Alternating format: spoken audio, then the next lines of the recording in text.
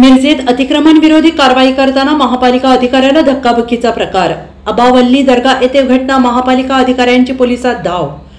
सांगली मिरज कुपवाड शहर महापालिका अतिक्रमण विरोधी पथक आज अतिक्रमण काढताना अधिकाऱ्याच्या शर्टाला ओढून धक्काबुक्की केल्याचा प्रकार घडला आहे। दर्गा कॉर्नर अबावल्ली दर्गा भिंतीलगत बेकायदेशीरपणे खोक्यांचं अतिक्रमण हटवण्यासाठी आज अतिक्रमण विभागाचे अधीक्षक दिलीप घोरपडे हे जेसीबी आणि कर्मचाऱ्यांच्या सोबत आले होते आणि यावेळी त्यांनी सूचना देऊनही खोकी काढली नसल्याने जेसीबीने खोकी काढण्यास सुरुवात केली।